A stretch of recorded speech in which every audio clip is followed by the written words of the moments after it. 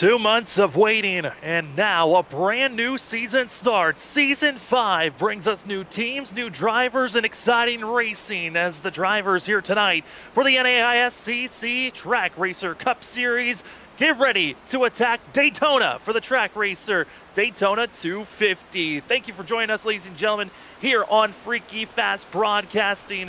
We're excited to give you all the amazing action here tonight at the 2.5-mile monster of a track at Daytona. My name's Sam Dyer. Joining me is going to be Trevor Earhart, as well as Robert Moyer running the productions here tonight.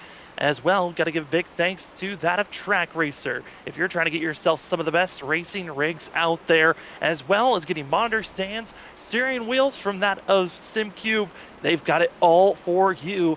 That at Track Racer, Refined Gaming. If you're going to be getting yourselves wanting to get a little bit of a discount, go look up NAISCC on Facebook. They give you a discount code to get yourself anywhere from 5% off on your next purchase at Track Racer. Thank you so much to all the amazing sponsors here tonight. We got a lot more that we'll talk about throughout tonight's broadcast. But first, Trevor, thank you for joining. I know it's a little bit of a late sub in for Tom Bourne, who's going to be our regular going forward throughout this season. But Trevor, thanks for joining us. Usually you're on track, you're up in the booth with me. Drivers are getting prepared for qualifying. What are you excited to be seeing here tonight as drivers getting set for qualification? Yeah, I'm excited to see what this new car does. Last season, we ran the Gen 6 cars, and we all kind of knew how that plate package was toward the end of its lifespan. So excited to see what this next gen car does. You got that extra gear, you got fifth gear in those things, and the pack racing, from what I've seen in practice, looks to be pretty good. So I'm excited to see what kind of show these guys put on.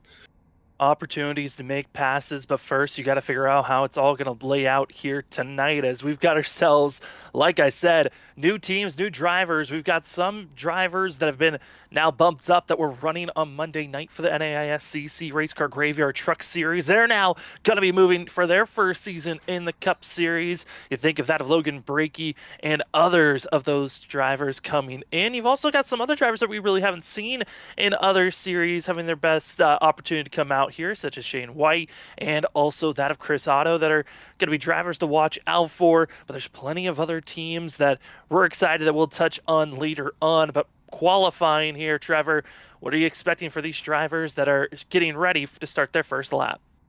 You know, I think you're going to see these guys run the high line. Momentum's a really big thing in these cars, especially when you're by yourself. So I think a lot of these guys are going to take that outside line on their first lap just to get that momentum built up, and then they'll run the bottom there on the second lap. But, you know, it's all about getting off pit road as best you can and getting that car up to speed as quickly as possible and keeping the momentum rolling.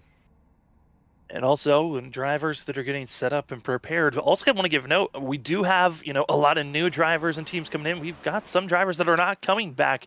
The majority of Category 5 and Magnitude 9 that were so dominant last season, a majority of them are not coming back. Only our Season 3 champion of that of Cedric Hunter coming back from those teams. And we also have Champ Tom Senchek back, trying to get himself back into the championship progression here as he won Season 1 and Season 2 as drivers are getting ready. First laps are being put down. Cedric Hunter's going to have the first lap as we see some of these other drivers getting ready to hit the track.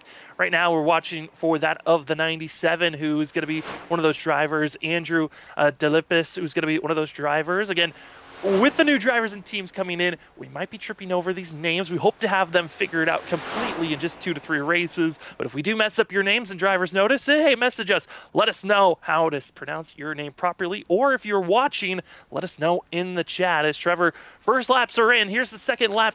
What are you expecting from this second lap as, again, Cedric Hunter's top of the board currently? It's been a while since I've been in this car, back to when Daytona 500 was around and everybody was running those. So I'm thinking you're going to see like a low 50s, like a 50.1 or 2, I would think, as these guys come around for their second lap. But, it's completely different than what the times that we saw in practice were, because obviously everybody was running around in a pack. So I'm excited to see who gets the pole here and what this grid's going to look like. And after a couple of these laps, Cedric Hunter still topping the board with Chris Otto, Kyle Rochelle, Dakota Moniz, and also that of Patrick Hernandez is going to be our top 5. 19 drivers have already put down, coming up now 21 drivers put down a time. But I'm curious, it's always, you come to a track like Daytona Super Speedway Racing. It's the first race of the season. Trevor, I love all the strategies that are going to be thrown out. We'll talk about strategies for stage one, as we are going to have a stage one break at lap 40. But the strategy for qualifying, that's also going to be a factor for these drivers to watch out for. Yeah, especially in this league, not having that quick repair is going to be a huge thing. I know I talked to some of my old teammates earlier today, and they were talking about maybe running around in the back for a majority of the race just to stay out of trouble. So I think you're going to see, especially on the first lap, you're going to see some guys drop below the yellow line and fall to the back, and I think we're going to see a fairly split field, if I had to take a guess at it tonight, for at least the first 50 to 60 laps. Yeah, I mean, that's decision of not, staying back out of trouble. Always going to be one of those strategies to watch out for, as well as the strategy of trying to get up front, stay out front, is what some other drivers think of doing. As drivers are coming to a slow, we've got 24 drivers that have put a time down, as you saw there, the 57 coming to a slow. You got now champ Tom Sinchek, who is going to be the final lap. And talking about new teams, formerly known as that of RS Racing, now going to be known as Late Apex. Tom Sinchek and crew coming down low. The 8 machine, very slow first lap, could be a 51.3. Second lap comes across the line, and Tom Sinchek trying to bump up and will do so. Going to be going all the way up to 5th place with that second time, but once again, falling just a little bit shy, but going to be close to his teammate, as that is going to be qualifying. Half the field deciding not to even put a lap down. Going to be something to talk about later on how it's interesting, the strategy calls that these drivers went with. I'm liking the call that we saw half the field decide not to come out on track and decide to just wait it out and see where they lie. And speaking about where they lie, let's take a look at your qualifying results. Going to be taking it 10 by 10. Since that Cedric Hunter going to be taking the pole position here tonight, with Chris Otto and the 48 rookie going to be going for second place with that of Kyle Rochelle. Gerald Duffen's going to be in 4th with that Tom Sinchek, Dakota Moniz, Mark Wright, as well as that of Morris Bogan going to be in your 8th place position with Aaron Krolick, and Thomas Walter finishing out your top 10. Trevor, you can take the rest of the top 20. Patrick Hernandez will be in the 11th spot, followed by Logan Breakley, Sean White in 13th, Gregory Shaw will bring it to the starting line in 14th, Andrew Felipes in 15th, Ray Lewis, Justin Sipes, Alex Light, and William Downen, and Christopher Norris will round out your top 20. We're going to also see that of James Gregory in 21st, with that of Matt Mackin going to be in 22nd. Mackin, one of the fastest drivers during practice. We'll see how the 9 can translate that speed here once we get rolling. 23rd is going to be that of Adam Westfield. James Watson going to be in 24th with Thomas Green, Jared Talmadge, as well as that of Jeff Dillon, Ryan Bird, Max Foner, as well as Chris Parker going to be the rest of your top 30. 31st, you're going to have Sean Huffstetler, Blake Howell, Martin Morales, 33rd. Isaac Shirley was the fastest car in that practice session, so it'll be interesting to see what he does starting in the 34th spot. Maurice Gomillion in 35th, Jesse Thornick, James Trammell 37th, Dave Bush in 38th, James Loveland in 39th, and Giuseppe Huger in 40th. And then finishing out your 41 drivers racing here tonight, Dylan Walterman going to take that last shotgun position, as 41 cars going to be starting out this season. Trevor, I think that's the one thing that's always exciting with these new seasons. The field, they just get so much larger and bolder than what we're used to seeing, later on when everyone's getting into their comfortable positions. But drivers are rolling out. We're getting on track. We've already kind of talked about how qualifying strategies are. Now we're getting ready to go green. What are some factors that you're expecting to see from these drivers here early on? Pit strategy is the biggest thing I'm going to look forward in this first stage. Are you going to come early? Are you going to stay out, hope for a caution later on? It's 50-50 on what I think what this field's going to do. But I'm excited to see the show that these 41 drivers put on for us tonight. I'm really looking forward to it. 41 drivers, and just gotten notified they are going to be extending this by 1 lap, just trying to make sure all the drivers are set in one position. We'll see if the driver's going to be if the admins are going to be changing this up. But again, we're going to have another pace lap on top of this. So strategies these drivers going to be having themselves stage racing still, where there is another change. Previous seasons, it was only the top 5 at the stage break that will be getting bonus points. Instead, it's going to be now the top 10 are going to get bonus points. So it's giving more opportunities for drivers to get bonus points for themselves. And that stage break going to be at lap 40, at the end of lap 40 for these drivers. Also, no fast repair, like we noted on earlier in the broadcast, as well as 4 extra sets of tires in pit road. Trevor, I know tires, when we come to super speedways, not really the biggest factor you think about, but that's still giving you options on if you want to take tires or not. Right. And a lot of times, if you're coming in to fill up the car, you're going to take the 4 tires, obviously, because it makes sense. The time's the same. But on these green flag pit stops, I think we're going to see in stage 1, I don't expect to see a lot of these guys take tires. Maybe just right sides to give them a little bit better grip on the apron as they go through the corners to get back up to speed. But I don't foresee tires being a big factor in this race, but it's nice to know that you have those sets just in case. Well, since we have another lap of pacing here, we've seen drivers be very successful whenever it comes to Daytona. Last season's winner not going to be racing this season, that of Nick Crawford. And then the season before that, Brian Johnson as well, not going to be here. So the threat of who's going to be the first 2-time winner, Kyle Rochelle, is going to be the first of those in the one, going to be starting in 3rd place, going to be a driver to watch out for, and as well for season 1 Daytona winner, that still was a driver that is not here either. So Kyle Rochelle, the only driver of a former Daytona winner to start out a season.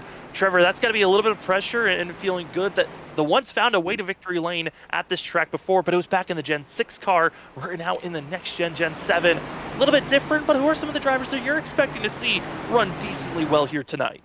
You know, having run with these guys for a couple seasons, you know, obviously got to shout out the pole sitter, Cedric Hunter. I mean, he's a really good driver. I think he's got a good shot at it. Obviously, Champ got, you know, Tom's obviously on that list. And, you know, also I look a little bit further down toward the back of the field, James Loveland and Sean Huffstetler. I know I've raced a lot with those guys on super speedways, and, you know, their strategy of starting in the back usually works fairly well, and I expect to see them up toward the front later on in this race. And we're expecting some great things. Pace truck is pulling off. That means it's time for us to go green flag racing here tonight for the NAISCC Track Racer Cup Series Season 5, race number 1 for the Track Racer Daytona 250. We're green, heading down into turn number 1. It's Cedric Hunter, and to the outside, Chris Otto. But it's all the help from that of Kyle Rochelle that's helping the 13 stay in the lead for now. Yeah, Otto didn't get a good push there from the 22 car in that outside line. They're dropping back here a little bit, but look to see that line come back once they get formed up and get going. I expect to see that outside line really start to form up here.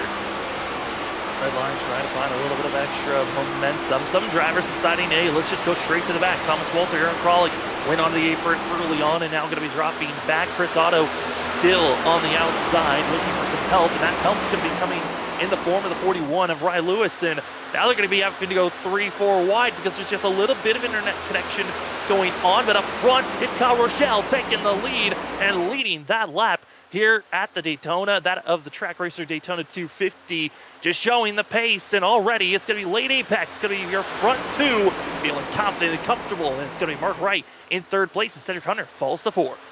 Yep. Rochelle and Tom timed that really well. They got a good run down the front stretch there, made a really good move to the outside of Cedric Hunter, and Cedric just no help once those two pulled out. So I looked at, you know, those late apex guys, they're going to be tough to beat. I think they've got a pretty good strategy going on, and I expect to see them up front most of the night. They certainly are going to be the favorites to watch out for. Whenever we talk about super speedway racing, it's always on the teamwork and team aspect. I think for that of Cedric Hunter, he always had his teammates from that of Category 5 esports to work with. Now kind of feeling like a little bit of a lonesome sight for that 13, not really having the teamwork around. And we'll see what allies, though, you can grab. And also you think about other super speedway drivers that have some great just track record. The 5, that of Dakota Moniz, a driver that's trying to just change the record for himself. New season, trying to get that new luck. I mean, Trevor, we've watched Dakota have terrible luck for the past couple of seasons. He's hoping that could change here for season 5. New car, new season for him, and I've raced with Dakota a lot, and man, that guy's luck is just it can be abysmal. So hoping to see Dakota have a good start to the season. Hopefully this turns around for him as that outside line with the 35 there gets formed up and starts making its way forward. 35, Gregory Shaw, going to be a driver to watch out for as well. Different drivers deciding, hey, we're going to change up those numbers, change up their schemes, and that's what we're seeing from this 35, who I always deem as Mr. Aggressive. Whenever he's got fresh tires, he's on the go. But here tonight, it's a lot more of you're going to need some help. And so that's what Gregory Shaw right now on that leading that outside lane, riding smooth. And I'm liking what I'm seeing from this 35 early on, just in lap number 4. Again, stage break at lap 40, but we're already getting closer and closer, Trevor, to when we're expecting drivers to potentially make their first stops of the night. Yeah, we heard it, talking to some of the drivers earlier today, we were hearing maybe around lap 7, lap 8, drivers coming in to make their first pit stops for fuel to get to the end of the stage, so that'll be really interesting. And like we touched on earlier, I think you're going to see a split strategy with a lot of guys are going to come early in the first 10 laps or so, and then some of these guys are going to try to make it later on in the stage, and so I think it'll really shuffle up who's up front when it comes to the stage at lap 40. Speaking of shuffling up in those different strategies, it's going to be our top about 8 drivers, 18 to 17 drivers that are in this first pack that we call, and then you fall back to about second and a half back from 18th place where we find Thomas Walter, who's in his second pack, and we've got ourselves about 2 or 3 different groups that are just waiting and lingering. A couple of drivers decided to start on pit road. A little bit of a strategy call that's kind of odd to see, but that of Matt Mackin as well as Blake Howell going to be the 2 drivers that are going to have to hope that a caution can come out soon, because both the 9 and the 16 under threats of potentially going a lap down before this stage is done. Yeah, not something you want to do this early in the run. I understand the thought process. Obviously, with there being a lot of new drivers, as we see a couple of drivers here pull below the double yellow line and fall back. But with a lot of the new drivers, I understand the thought process of starting from pit road just in case something were to happen early on. But I don't think you want to put yourself behind the 8 ball that early on in the run. No, you really don't, as we're on board with the 29 of Logan Brakey and having his newly acquired teammate of Chris Otto. Otto was a late addition to this league just about a week and a half ago, and actually was in an open free agency saying, hey, I want to join a team. Can anyone offer me a position? It's Logan Brakey's team, that of the Amarillo, is going to be picking up and joining along, and it's good to see, the fact that we are bringing in new faces into the NAISCC Track Racer Cup Series, and drivers are being willing, hey, we're new, we're rookies, hey, let's join the rookies together, let's see how well we can do. And if you've looked at the Monday night NAISCC Race Car Graveyard Truck Series, it's been the rookies that have been really strong. We'll see if that can translate again here for the Cup Series here for Season 5. Yeah, it'll be interesting as we see the pit stops here. I believe that was Rochelle and Sinchek and all those guys coming in, along with Cedric Hunter, to come in for their first pit stop of the night for the stage here, and that's going to hand the lead over to Gregory Shaw and Alex Light and Morris there in the 36. Morris Bogan going to be the first driver, the second driver in this lead pack, and the timing of these drivers coming to pit road, it completely broke up this lead pack. Everyone was so diversely through and divided through this lead pack, and now here comes that of Morris to the inside for the 36, trying to make the move, and it's going to be that of Alex Light just following in line. It's going to be Gregory Shaw falling back just slowly, so let's see if he's going to be using any of this time, but it looks like we passed this pit road. No one's coming in. We still have our front 24 that still need to come into pit road, as Tom Sinchek, that of Cedric Hunter, Kyle Rochelle, Dakota Moniz, as well as Thomas Walter, Kralik, Westfield, Morales, and also that of Sean Hutstetler are going to be those drivers that just came into pit road and getting service done for themselves. Yeah, as those guys filter off pit road, the pack here coming out of turn 4, they're going to, I think, catch a couple of these guys if they don't get formed up and get going here fairly quickly. But obviously these guys, everybody's going to have to make a pit stop before that first stage is over, so it'll all cycle back out. I don't think that you can save enough fuel to, 1, not go a lap down, and 2, to make it to the end of the stage. But it's going to be interesting to see how late some of these guys stay out. Yeah, that's going to be the biggest thing. Who really wants to risk really staying out as long as possible, as We see the 17 here on screen, just riding for now and getting a little bit of just a cool down. And you know, for some of these drivers, you know, just where you're at, not trying to push the car too much. This is Adam Westfield, also that of Martin Morales, Sean Hutt-Stutler that are in this group. This is 30th, 31st, and 32nd that are in this 3-car pack that's catching up to Aaron Kralik and other drivers ahead. I'm curious because there's so much of a split up, because some drivers just came in so much later because of the different packs that there were. If some aren't just thinking, you know what, I'm just going to save my car for the end of the race, and I'm not really going to go for that stage, you know, top 10, get those stage bonus points. Yeah, you know, my strategy when I was running these was not to go for the stage points, because you never know what's going to happen. So I think a lot of these guys, especially the guys that have been in this league for 3, 4 every season, I think they've learned that you don't necessarily need the stage points, especially for the first race of the year, but you want to be there at the end to set yourself up for a good start to the season points wise. Well, we set up and we are seeing some drivers trying to make sure they're in the right position. One of the drivers from late Apex going to be the first car a lap down. James Tremmel going to be the 20 machine leading the outside lane. Albini, the first car a lap down, not in the worst position if he's able to, you know, get a yellow or stay in this lead pack until the stage break. He would get the lucky dog spot, or if he could somehow do it the hard way, be up front, and once the stage break comes out, he could find himself just going to be in the last car on the lead lap. This is one of those dynamics that's so interesting to watch, is when lap traffic is implemented with these lead lap drivers. Yeah, well, sometimes, depending on who the driver is, you don't want to push them. You just kind of want to shuffle them to the back. But I think with Trammell, everybody knows that Trammell's a pretty good racer in general, so I don't think these guys are going to have an issue pushing him up to the front, as we just saw there with the 26. It actually helped him get to the lead there of James Gregory. But, you know, I think for Trammell, the goal is just to stay up front as close to these leaders as you can, to be there to either one, get the caution, or to be ahead of the leader when the caution comes out. Greg said, driver switching up numbers. That of Jared Talmadge going to be running the 12, and in front of him going to be seeing the 18 of Justin Stipes, and then as well the 2 gonna be that of Patrick Hernandez. And drivers just switching it up. This is the second pack trying to gain back up onto the lead group, and these drivers all are part of the still needing to pit category. Again, that's gonna be our top 21 still needing to pit for now, as we continue to ride on board with the 12 of Talmadge.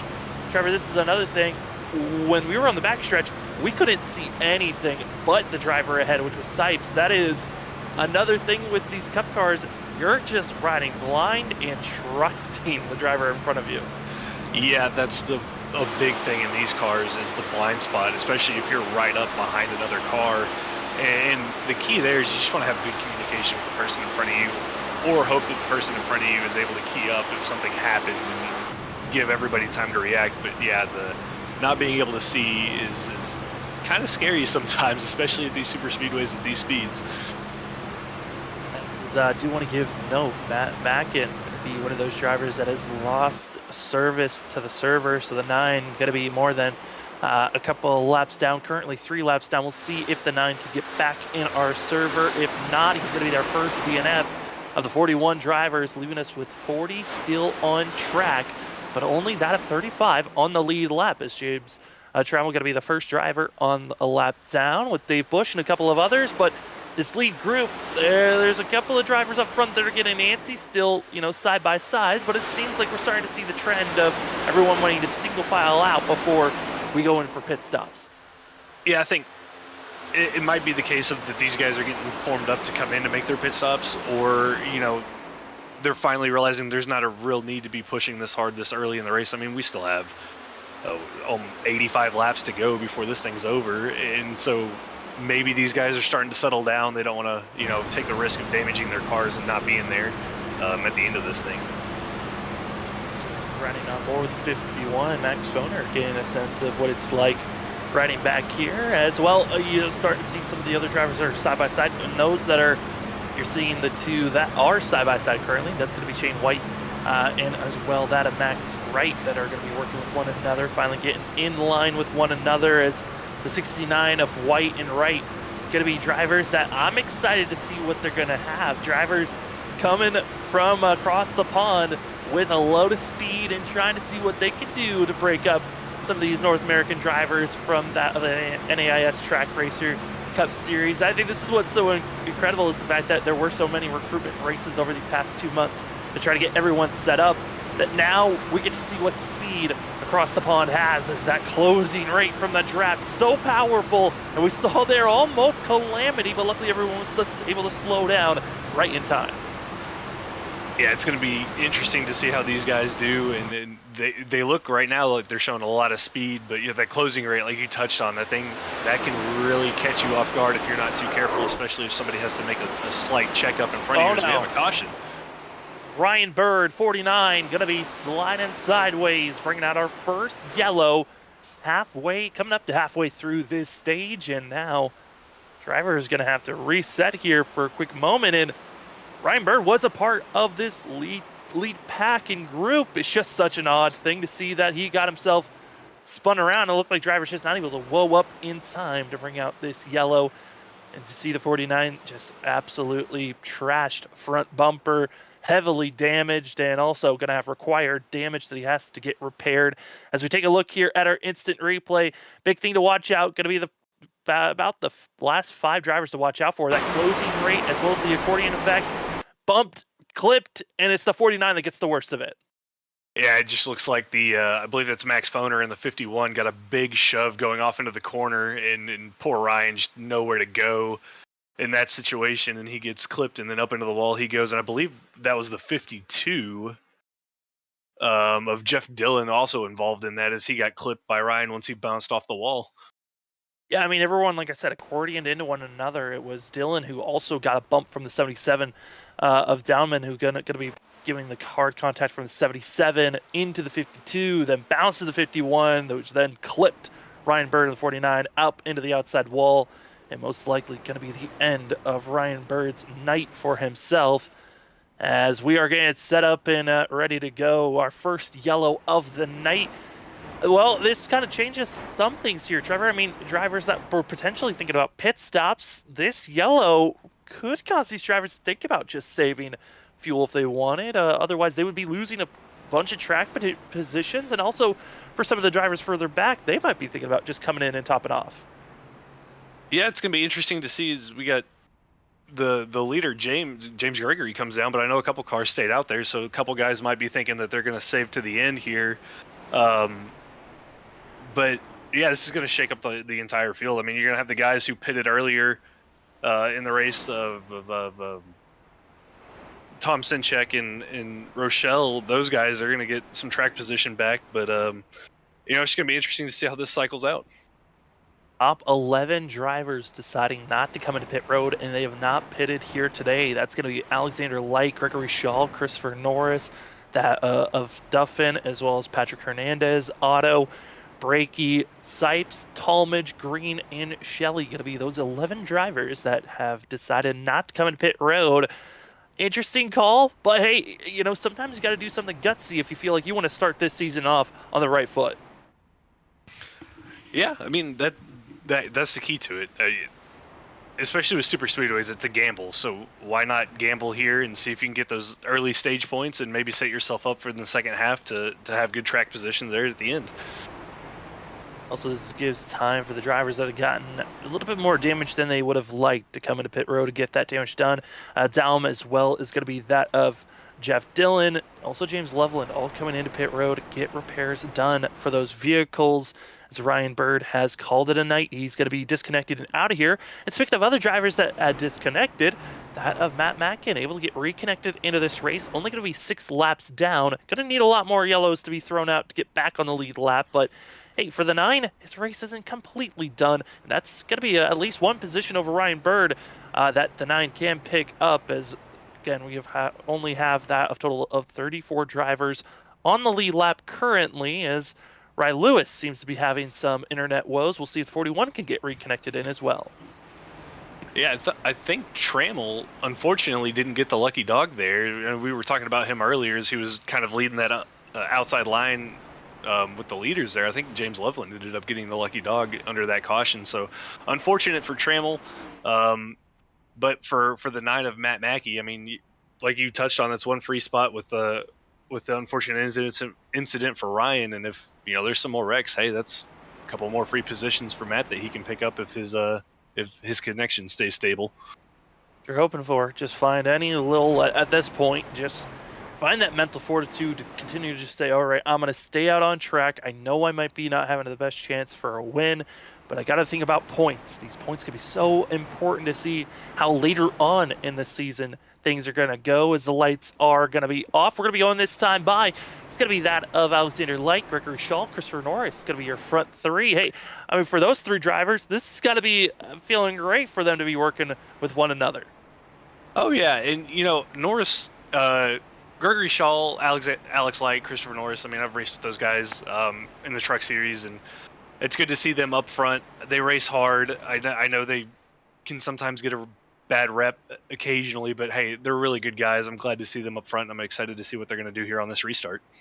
All 3 of them running under that of Limitless Esports in the previous seasons. A little bit of a change up. Alexander Light going to be going under their old name even before that of Racing Ace Motors. So we'll see how the 11 is going to start on this restart as we hop on board and get a sense of what it's like on the restarts here on inside the cockpit of Christopher Norris. Gonna be that second car on the inside. Pace truck is off and we are green once again for the Track Racer Daytona 250. See the drivers going through the gears, and Trevor, in the next gen car, like you know it, on 5 gears that they have to go through. 5 gears in a sequential gearbox, so you don't have to use the clutch. You just pull back on the shifter, get it into gear, and hope you get a good push as you're coming through the gears, so you can get a good run. And it looks like that outside line with Gregory Shaw and the 22 there of Gerald Duffin. Those 2 got a pretty good run coming out of 2, and I think they're going to clear the 11 here as they go down the back straightaway. A really clean start for themselves. Top 15 drivers really are looking good on that restart. It's everyone from back 16th, 15th on 16th and 17th on back. A little bit of shuffling going on for themselves. They're trying to get reassociated and getting back up to speed. And at this point, I mean, the majority of these drivers, they know that they're good on fuel. It's all full send and hope for the best, as right now, Duffin, Shaw, Otto, going to be your front 3 currently, as you see the 10 running back here. Thomas Green, a driver that has won in this series before last season. He won in the Gen 6 machines at that Atlanta. We'll see if he could carry some of that momentum here as he had a little bit of a break, came back, and this 10, new scheme, hoping to find a little bit more pace as the 12, Talmadge going to be dropping back as see the 29, that of Logan Brakey, hoping to find a little bit more speed, as well as Patrick Hernandez and this whole entire inside lane. I mean, Trevor, you could talk about it a little bit more, but I mean, that inside lane, you're just hoping that you could start moving forward. Yeah, it's all about judging your run and being able to either jump to the outside, because jump to the outside, find an open hole to get around, if the bottom line's checking up. So it's all about just timing your runs and finding the open spot to jump into. As it looks like the field's here falling into 2 different packs. And look, if you look right there in the top lane, you got the 8 and the 1 of Sinchek and Kyle Rochelle. They're back up there in the mix. In the mix, finding, just be aggressive, it seems like, for these drivers, recognizing, all right, we are going to start back in 12th and 13th. Let's just send it, see how far we can start moving forward, and that is certainly what they are doing as the 8 and the 1, finding their really working partner of the 18 and Justin Sipes to work with, who Sipes has already proven on Monday nights in the Truck Series, and the fact that this 18 is very quick. It could be someone to trust and work with, but going to be just like that. Kyle Rochelle going to be in the white bladed Apex machine, dropping down low after finding a hole on the inside. Yeah, left his teammate up there, but sometimes that's what you got to do, and it might be a testing thing for some of these guys to see if they can run up to the front, what it's going to be like later on in the race. Just kind of testing the waters to see, as we got a wreck right there, the 11, I believe, and the 26 get together. So it's going to be that of many others. Yellow finally flies as our Season 3 champion. Here comes the second pack, just all coming in, not able to slow down. And it goes gridlock here on the backstretch. You went from just a total of 5 cars involved to that over of 12, 15 cars involved now. Huge. Oh, man. Huge incident. We got I believe the 56 of James Loveland's rolling off there. The 8 of Tom Sinchek. I saw the 13 in it as well. And you know, Sam, that's what happens sometimes when you get these multiple packs. Somebody wrecks in the first pack and the second group just can't woe up in time, or it gets delayed. We're just going to test through a lot of this, as there was a real bad ARCA braking going into this one, but this looks to be where the catalyst of this wreck happens. As we look at this replay, I mean, Trevor, you can kind of analyze it a little bit more as I run down the drivers with required damage. That of Dave Bush, Tom Sinchek, Maurice, that of Morris Abogan, as well as Chris Parkerman, William Doman, as well as James Loveland, Logan Brakey, James Gregory, Blake Howell, and that of Jeff Dillon, all going to be done. But this is when the first initial wreck happens. But here comes that aftermath of the third pack that just does not have any time, or some decide not even to try to slow down. Yeah, it's unfortunate to see, but I mean, it happens. You're coming with so much momentum and trying to slam on your brakes, and you've got guys that are bumper to bumper. I mean, it's going to happen, but that is just gridlock right there for those guys. And it all started, you know, with Tom Sinchek in the 8, and I believe the 26 just got offset coming out of turn 2, and you know, that little bit of a touch causes chaos. And Jeff Dillon going to be a driver that automatically involved in that wreck, just called it a night, said he was done. A lot of drivers now pulling into pit road to see what damage they can get repaired. Some are trying to get black flags cleared after the big rush into pit road. And this is, I mean, when we talk about, you know, cautions, reading cautions, it's usually a short track turn, but right there, a sense of a caution bringing down a caution, drivers recognizing it is go time, trying to make sure that they are up front, get those stage points, and that ultimate risk. And what makes it even worse is that the drivers that are being aggressive up front, yes, there were a handful of them involved in that wreck, but it's that whole entire second pack that was just trying to survive, where the majority of drivers that got involved in that wreck. I mean, it's so hard, especially being in the second pack. I feel for those guys, but that's part of play racing. I mean, you come off the corner, you see smoke, some guys check up, some guys don't, and it's kind of like what we saw with the first caution. I mean, you get the whole accordion effect. Some guy three or four cars back doesn't check up, and it causes the guy 4 cars in front of him to get sideways, and then next thing you know, everybody's involved, and you lose half the field. Oh man, well, just based off of time being placed, again, we are now only 1/4 into this race, and about 3/4 of the field have been involved in this one. All the way from 11th place on back, we're all in some fashion involved in this wreck and have been in pit road for anywhere from 20 seconds to over that of 2 minutes in climbing, as the driver list just gets dismantled in an instant. And those 10 drivers that are in the good, that look good to have a winning car, now going to be Chris Otto, that of Gregory Shaw, Alex Light, Christopher Norris, Patrick Hernandez, as well as Kyle Rochelle, Thomas Green, that of Isaac Shelley, Jared Talmadge, and also that of Gerald Duffin. Going to be those 10 drivers that look to be having some of the cleanest cars out there, and that's only your top 10. Everyone else, somewhat, like I said, involved with this wreck, as James Loveland, Tom Sinchek, James Gregory, all going to be calling it a night and pulling it into the garage. I mean, Tom Sinchek, I mean, we thought he was going to be there to compete for the win at the end of this thing, and just like that, his night's over. And I believe I saw Cedric Hunter's car was kind of crabbing when he came out of pit road after getting some required damage fixed, so I think he's going to probably pack it up and call it a night. But Sam, not a lot of cars left in this, and we still haven't made it to the stage yet. Yeah, stage 1 going to be on the end of lap 40 for these drivers. Top 10 going to get those stage bonus points, as the field trying to see who's left, as still rolling and on track and trying to catch up to the field. Going to be our top about 23, 24. We only have now 20 drivers left on the lead lap, but I don't know if that's really going to be the case, as some of these drivers are still extremely slow. But up front, Chris Otto, Gregory Shaw, Alexander Light, Christopher Norris, the lights are off. We're going green. And we've only got ourselves just that about of 10 drivers at max speed. The rest of the field have some type of damage, and oh boy, they're already checking up. Yeah, the 11 there of Alexander Light didn't get a good start there and caused that whole inside line to check up. And, you know, that's more cars now with some nose damage to add to the list of cars that already have some damage. I mean, why not at this point? Just finish off the rest of the field. Gregory Shaw, Christopher Norris, Kyle Rochelle, Alex Shelley, Chris Otto going to be your top 5 currently, and it's Gregory Shaw leading the way for the 35. As well, it's going to be seeing Shelley finally getting down, but I think at this point, I talked about it before, previous Daytona winner, Kyle Rochelle, 3rd place, still having a hunt in this thing.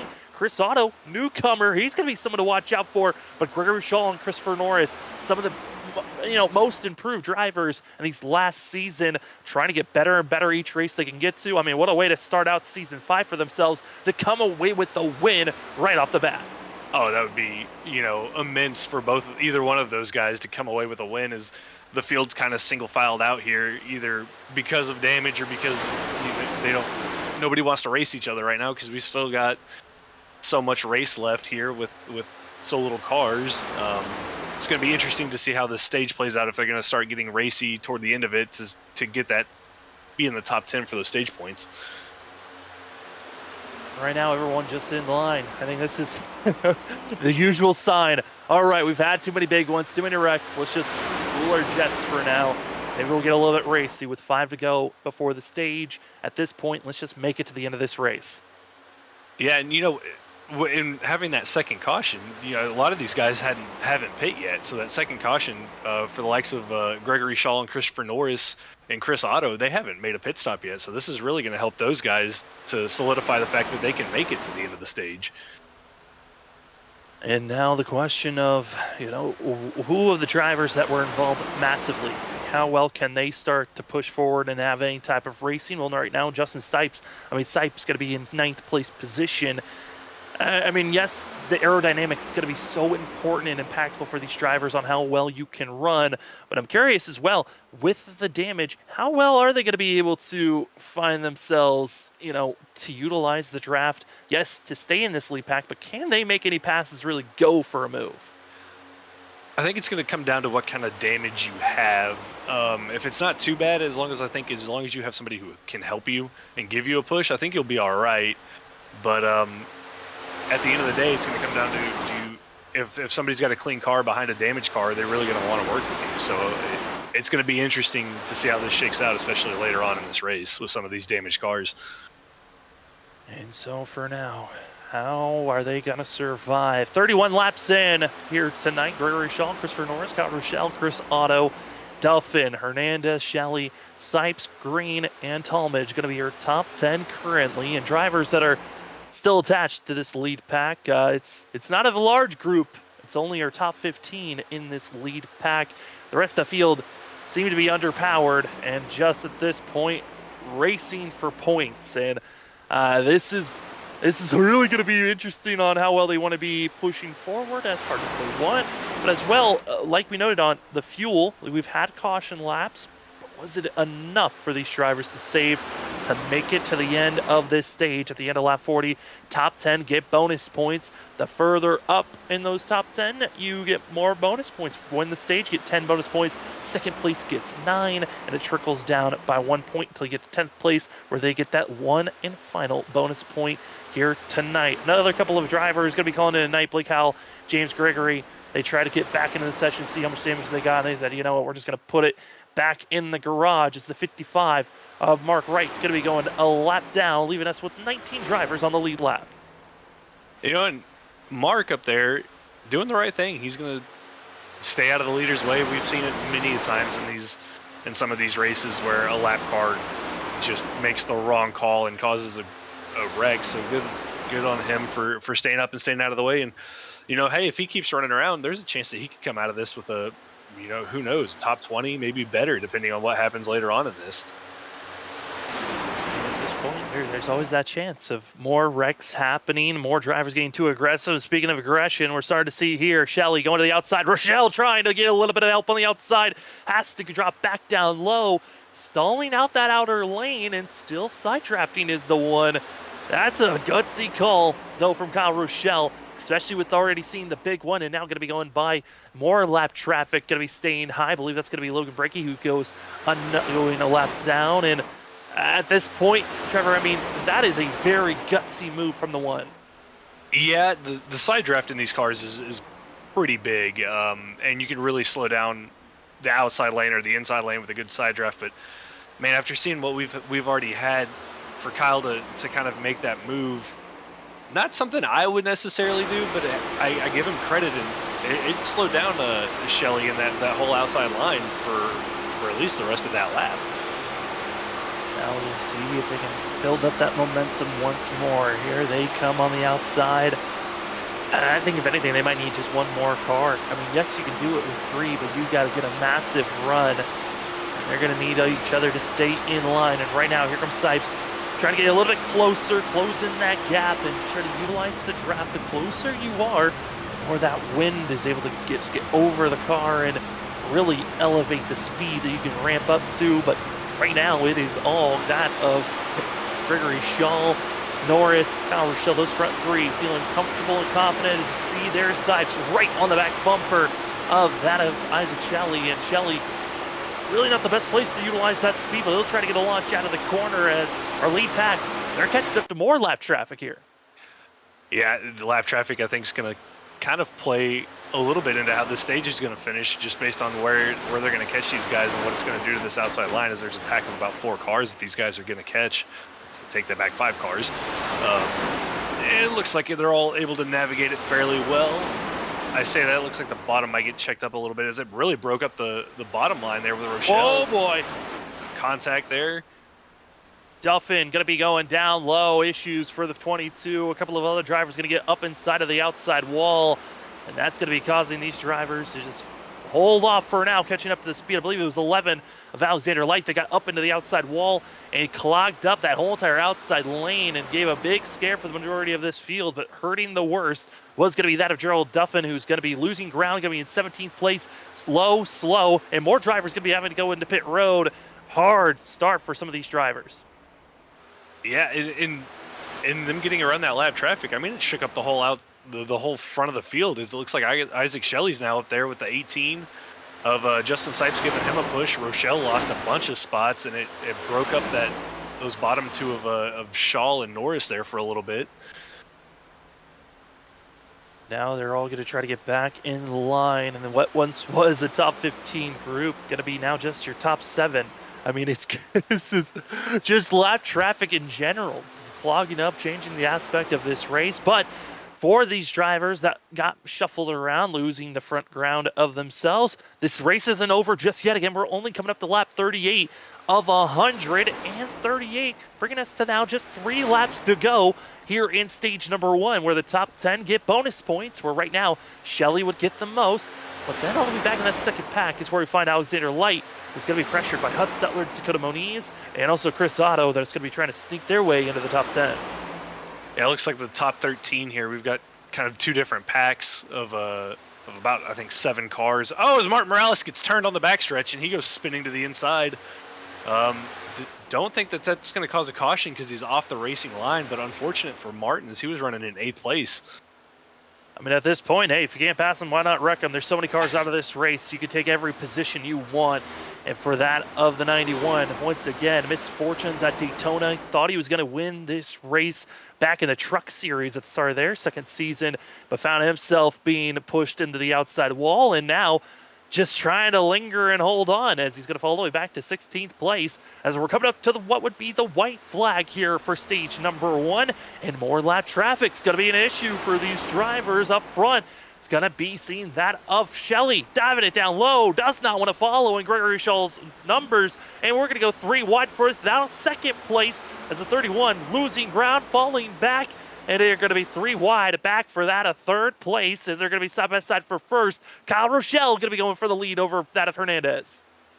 A good move there by Rochelle to push Hernandez out and then be able to still get a run on him coming to the line and be able to collect what is going to be, I believe, the stage win here as we come to lap number 40.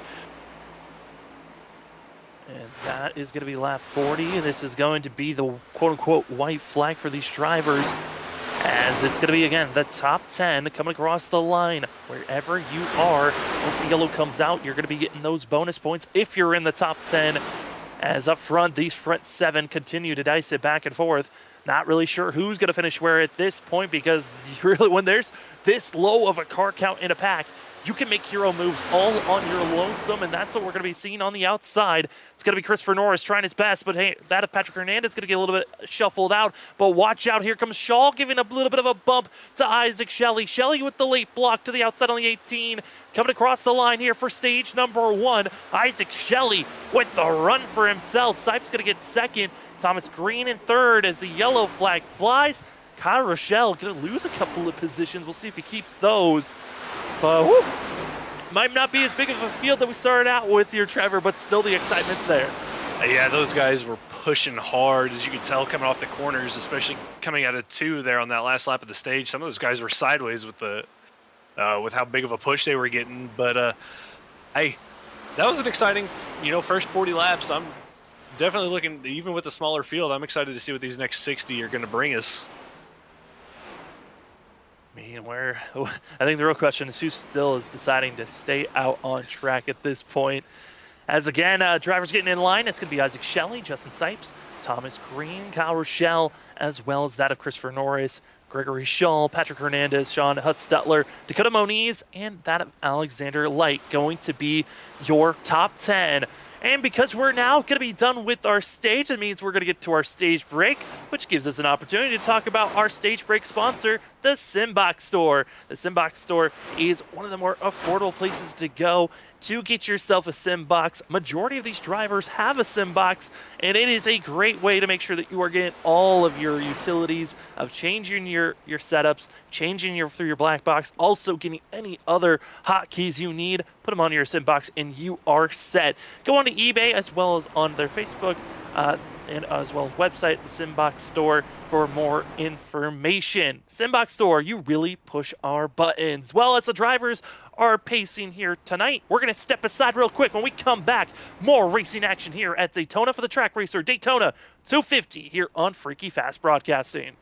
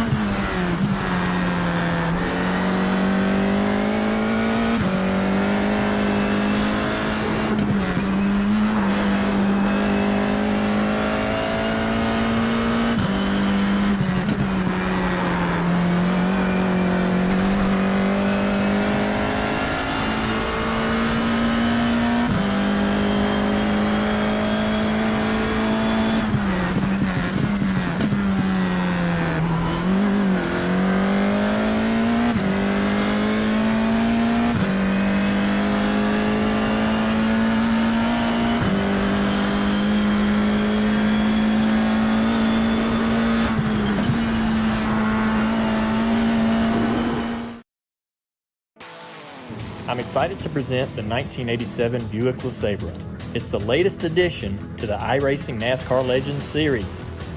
Along with recent updates to aerodynamics and performance, the 1987 cars are as fun as ever to drive. From Daytona to Martinsville, you can experience what it's like to be behind the wheel of one of these legendary rides. See you on the track.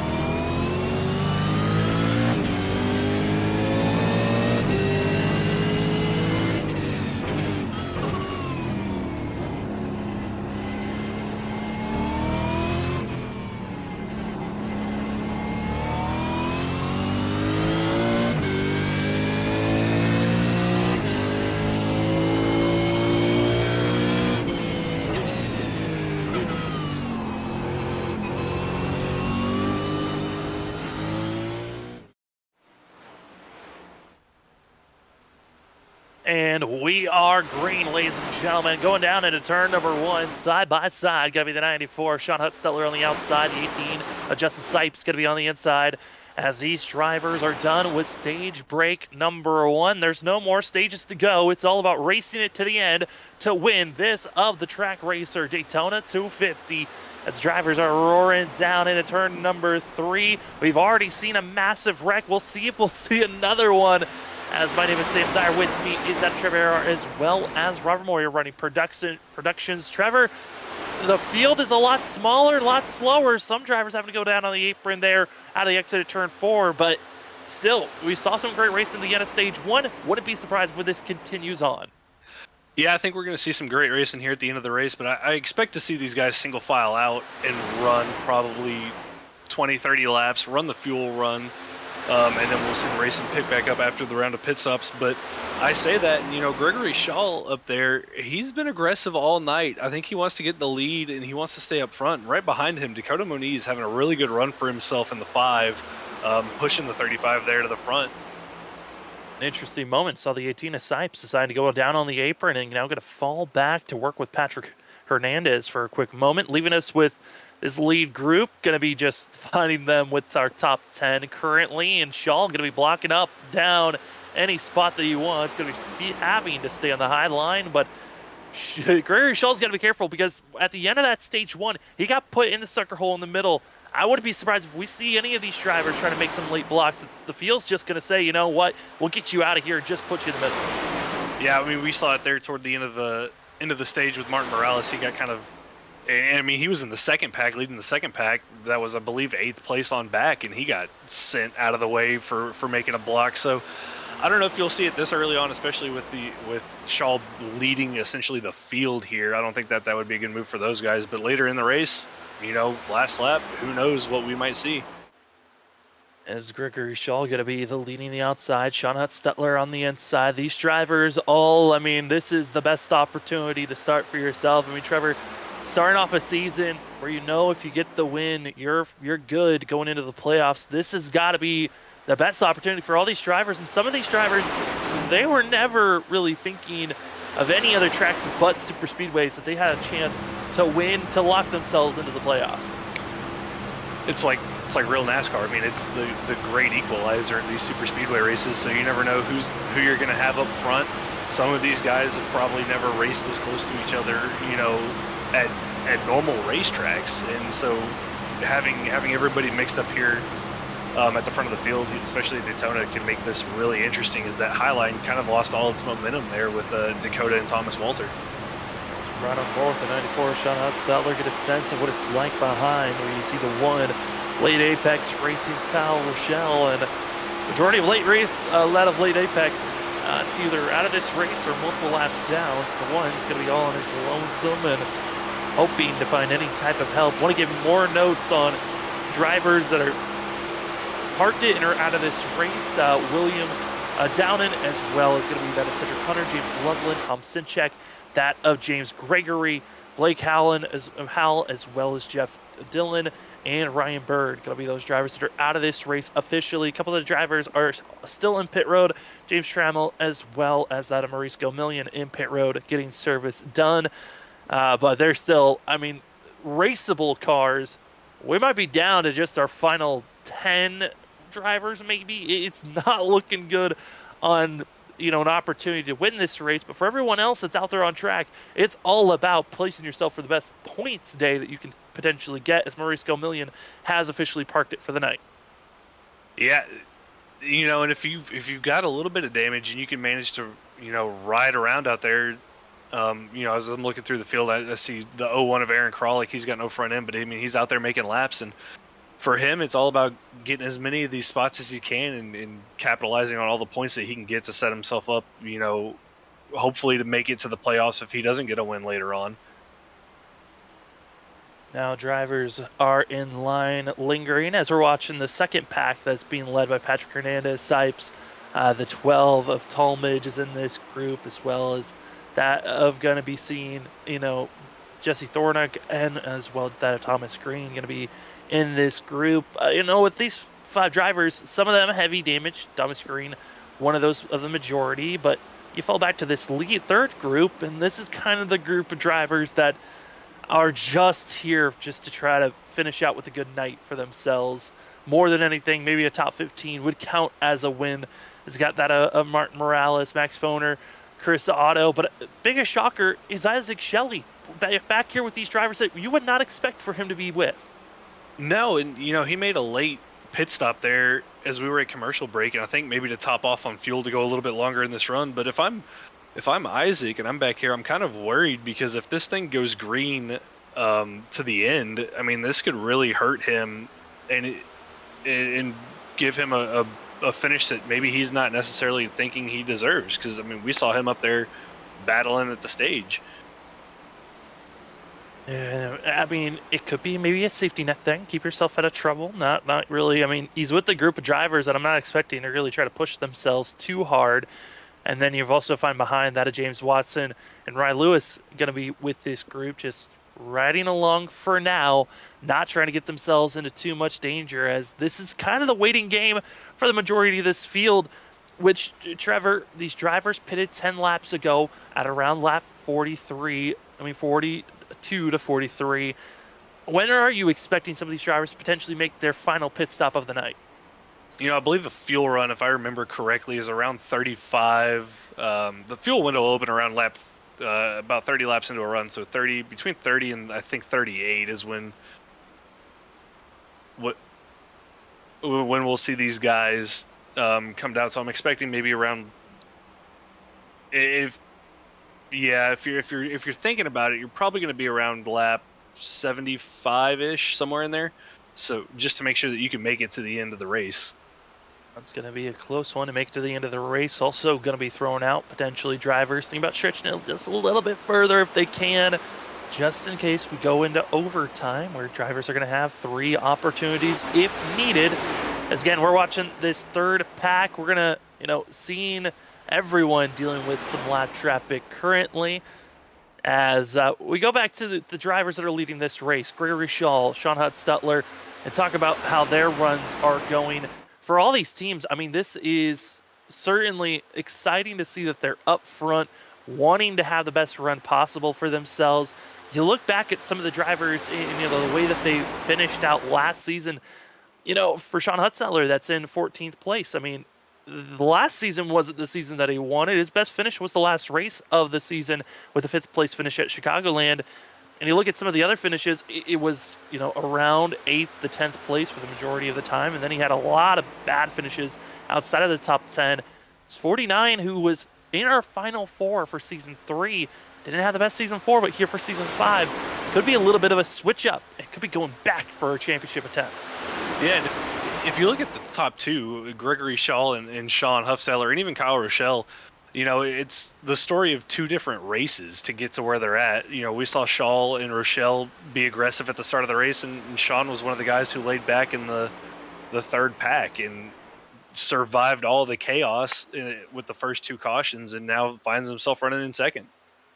Yeah, and also for Sean Hutt-Stutler, comes away as our biggest mover of the night. Currently started all the way back in 31st position. Did not qualify to put it up to fate on where he was going to start this race, which was, again, 31st position, up 29 positions.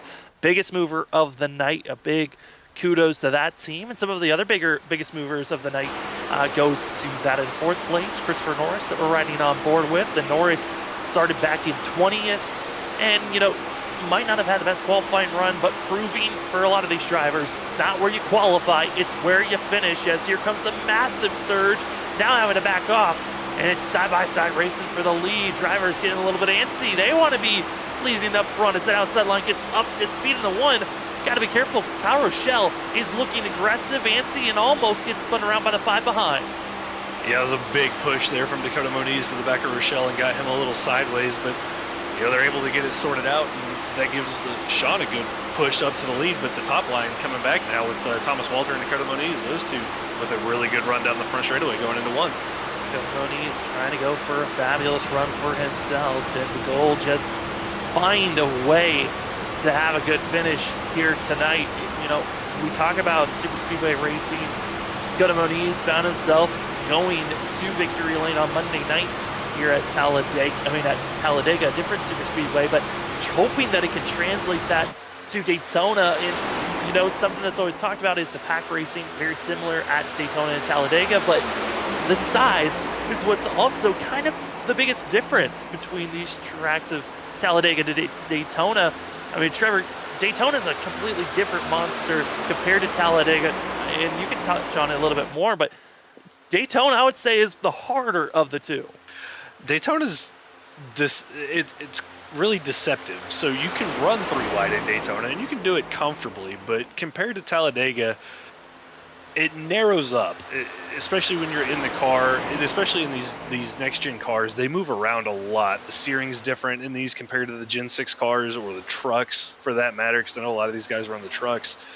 So you're moving around a lot. So especially here at Daytona, when you're 3 wide, it feels like you are really on top of each other, whereas compared to being 3 wide at Talladega, it feels like you have a whole lot more room to maneuver. So something to definitely look out for later on in this race if we get some 3 wide racing, to see what happens. Is Rochelle got a really good run and was able to get to the inside of Sean Huff-Stutler there and get himself to the lead. And all the bobbing and weaving, a little bit of jostling as Aaron Kralik going to be on the inside, as we saw through the trial. Going to go another lap down for the 0-1. As just find a hole and put yourself in it. Sean Hutzstettler comes right on the hood, chopping the 5. A little bit of clogged up for those drivers, but luckily everyone stables out for now. This lead pack going to be a total of 10 drivers now. As driver all the way in the back of this line, going to be the 97 Andrew DePhillips, who's going to be finding himself trying to find a little bit of help with that of Adam Westfield in the 17. Adam Westfield took a little bit of a break at the end of Season 4, not really showing up for too many races, but it's good to see the 17 showing up for more runs here tonight. But that lap traffic, always going to be a factor. We saw it potentially bringing out a yellow before. Here we go again, Trevor, for our leaders. Yeah, not something that you would think a lot about as we see everybody scatter as one down there on the apron kind of came back up on the racetrack, but not something that you typically see a lot here at Daytona is lap traffic causing issues. But I mean, with the amount of cautions that we've had and that huge wreck that we had, obviously a lot of cars at different paces here. So, you know, for these guys up front, it's just about getting through this traffic cleanly, not, you know, accidentally getting to somebody's inside of them not seeing you as we see 3 cars up there, you know, nice and out of the way. As I say, that contact made is, I believe, I don't know who that was out of the lead. Adam Westfield knocked into the pit wall. And Sam, just like we were talking about, lap traffic causing issues. Adam Westfield going to be the driver that was 9th in line, and then gets just smacked by the 36, who came across his hood. 36 was the one that went into the pit side, to the pit wall. And for those drivers, they're all racing for practically nothing. They're 3 laps down and just out there in cruise control, and then you find yourself whacking and taking out some of our leaders. That's a frustrating moment to be a part of. Yeah, and you know, I've been a part of that situation. It's never fun, especially when you're just trying to ride around and get to your pit stop and be there at the end. It's just unfortunate when that happens. But I mean, it all starts with those 3 up at the top. Somebody got into the wall and caused a checkup, and especially with these cars, once you get into the wall and kind of get a little loose, they're really hard to catch. And unfortunate for Adam, is it looks like he's got a significant amount of damage to his race car. Luckily for Adam, though, it's not required damage, so he could stay out there on track until he needs to come into pit road for himself. But most likely, I mean, with the way that he is very much down on speed and pace, he's going to try to attach to the second pack that went by, not able to do so. But there are 3 drivers in pit road. The 36, who was just involved in that wreck that made contact with Adam Westfield, does have required damage. That of Morris Bogan, as well as that of Uepsi Hugo, going to be another one of those drivers, and Mark Wright going to be the 3 drivers that have required damage. They're in pit road getting those damage repairs done. But we are now left with a total of 27 drivers still out on track. Actually, we could trim that down to 26 drivers. And of those 26 that are still running around, 21 still on the lead lap. This is still crazy to think. And of those 21 that are on the lead lap, only our top 9 are attached to this lead pack. Yeah, and then you've got about 10 seconds back to the second group that's led there by Jarrett Talmadge, and there's only about 5 cars in that, all the way back to the 14th of Patrick Hernandez. Those guys, you know, running about 10 seconds behind this lead group, just riding around, probably waiting to get to that pit cycle. And but my concern again for those guys is if this thing stays green, you know, only having 9 cars in this lead group, if this stays green, I don't know if they're gonna be able to catch back up to these leaders.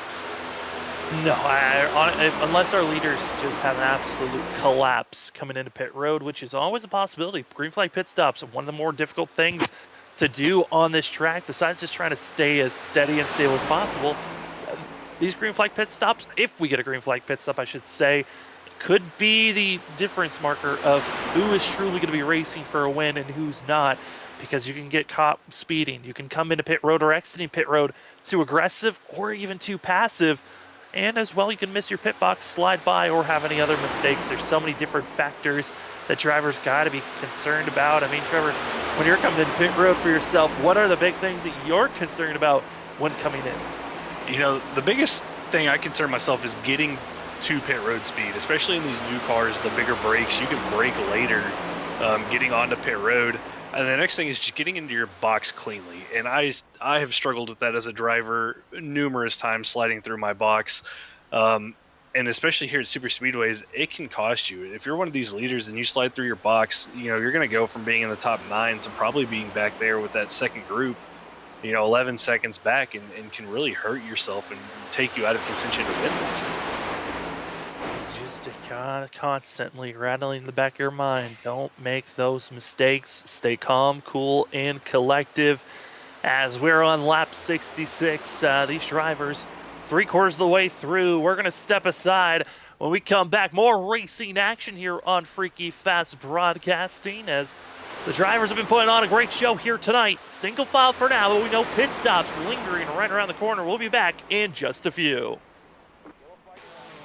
I'm excited to present the 1987 Buick LeSabre. It's the latest addition to the iRacing NASCAR Legends series. Along with recent updates to aerodynamics and performance, the 1987 cars are as fun as ever to drive. From Daytona to Martinsville, you can experience what it's like to be behind the wheel of one of these legendary rides. See you on the track.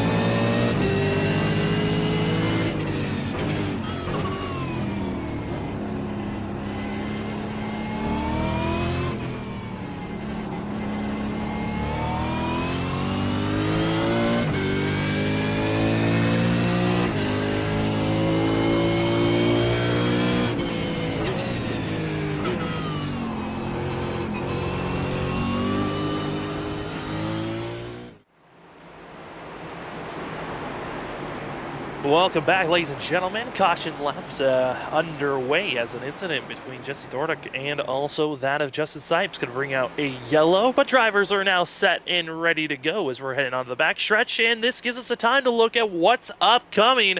Hey, if you thought that the madness here tonight was crazy, was seen over that of 3/4 of the field involved in our accident in the first stage, well, next week's going to be crazy. Martinsville going to be for 200 laps, and as well going to be going to that of Homestead, Miami, then Sonoma, the next couple of racetracks that we're going to.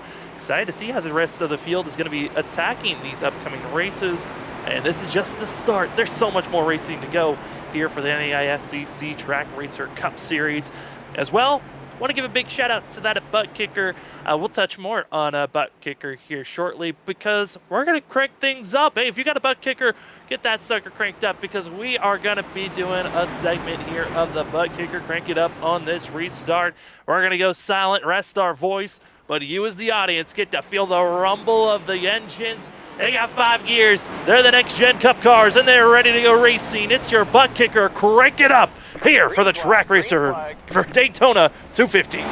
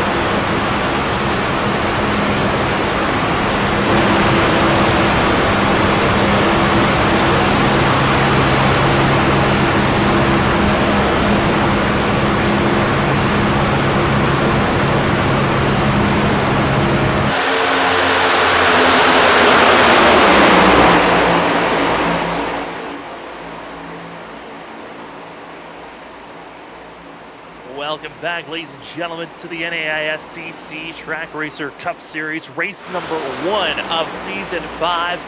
We had our calamity in the first stage where we saw over 3/4 of the field involved in the big one. We have ourselves just a mere 20 drivers on the lead lap, but of this lead group, we find ourselves with just that of 11, but the second pack is closing in to make it just a little bit bigger, up to that of 18 drivers, still raceable with a chance to win here tonight. We start with 41, it's trickled down, but we're coming to the final quarter of this race. It's Kyle Rochelle, Sean Hudsteller, Ryan Lewis going to be your top 3 currently. Big thanks to all those that have been watching. Also big thanks to all of our sponsors that we've been watching and talking about here tonight. My name is Sam Dyer. With me is Trevor Earhart, subbing in for Tom Bourne. And as well, we've got that of Robert Moyer running here tonight. And as well, big thanks to ButtKicker. We just got done with our Crank It Up segment. If you'd like to go get yourself a game or two, be more involved, and feel the rumblings of these engines while we do our Crank It Up, go buy yourself a game or two with our promo code FreakyFast20. It's for the video games, it's for videos, and it's a great way to enhance your racing with you. And if you're looking for other ways to enhance yourself as well, hey, go to that at Advanced Sim Racing. They've got great ways to advance it as well. They've got chassis, they've got yourselves monitors. They are branded, basically eBay's best place to go if you're trying to get yourself any way into sim rig racing. And get use your promo code FreakyFast5 for 5% off at your purchase. And you know, it's great to see all the sponsors coming together here at Freaky Fast Broadcasting as well here for the NAISCC Track Racer Cup Series as they're back in line, keeping things steady for now. But we're in the final quarter of this race, and Trevor, it's go time from here on out.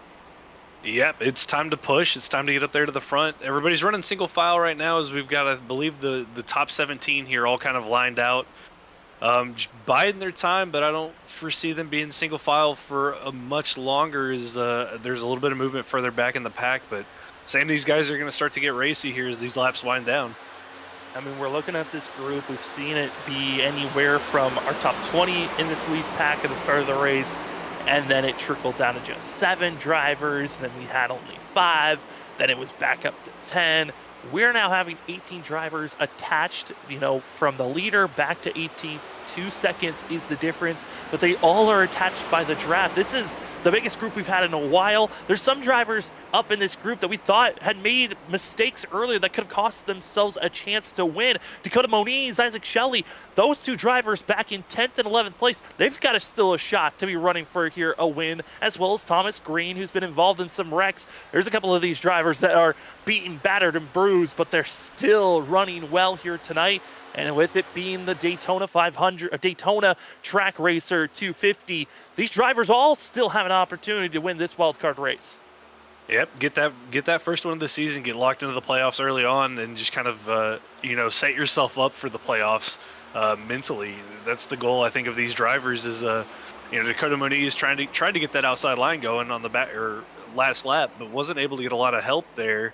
So it'll be interesting to see if somebody jumps up there. I know he's got Thomas Walter. Those 2 have been working together all night, but it'll be interesting to see if anybody goes up there with them as we see the 2 up there. But not a lot of movement to that top line just yet.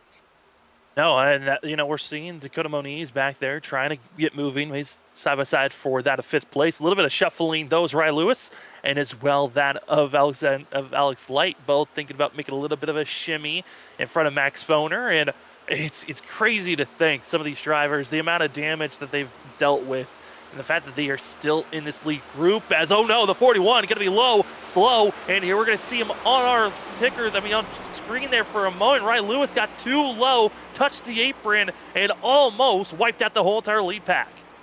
That was close. Not something you'd want to see, especially going off into turn number 1 and 2, especially right behind somebody's car on the apron, kind of moving around like that. But hey, these guys were able to navigate it, checked up that inside line, so it allowed Dakota and that group on the outside to make up a little bit of ground. But, still, I think right now the play is to be in that bottom line. It looks to be formed up fairly well, and it looks to be, keeping that momentum up. He's certainly trying to find any way to start moving forward. And I'm just looking at this top group as it's going to be the 5, the 57, the 2. There's some of these drivers that, yes, have been trying to keep their cars clean as much as they can, but that side draft seems to be too powerful at the moment as side by side it's going to be the 97 to the 5 stalling out for 5th place. And for our leader right now, Kyle Rochelle, the only driver that has won at Daytona to start out the season that is still running out here on course. There's been multiple of other drivers that have won, but none of them are still racing in this series. And so Kyle Rochelle trying to become the first multi-time Daytona opener winner for the 1. And the last time that this 1 machine has actually won a race in this series was back in July 31st of 2021. Almost that will be over a half a year ago. And for this 1, he wants to get back into victory lane. Yeah, Kyle's run a really good race. He's kept that car clean, stayed out front most of the race, apart from the pit stops that they had early on in the first stage. But he and that 94, they've been hooked up here for the last 30 laps or so, and those 2 look like they're working really well together. And then you have Alex Light there in 3rd, just kind of holding his ground. Sam, I'm watching this 2x2 battle here for 5th, and those 2 cars, the 97 and the 5, I mean, they just keep killing each other's momentum, and it just allows these top 4 to just kind of keep pace and keep that gap to those 2.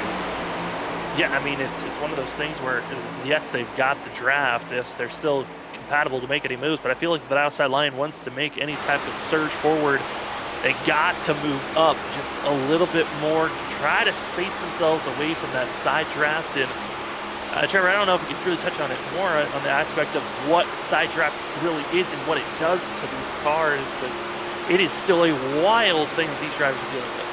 Yeah, so, you want to get as close as you can to the car on the inside of you, and it takes the air off of them, it slows them down, it allows you to pull ahead. But, you know what I've noticed in these cars is it kind of kills both your car and the car inside of you, so it's not as effective as it once was, as in terms of pulling you ahead of the car next to you.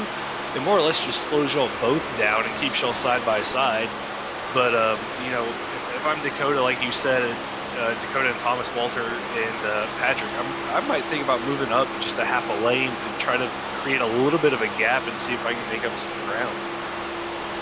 As our leaders are catching up to more lap traffic, want to get more notes of drivers that have called it a night. That of Matt Mackin, Mauricio Million, as well as Jarrett Talmadge, and also that of Chris Parkerman, going to be the next drivers calling it a night for themselves, as this lead crew had to go 3 wide to get by lap traffic. So right number with the 1.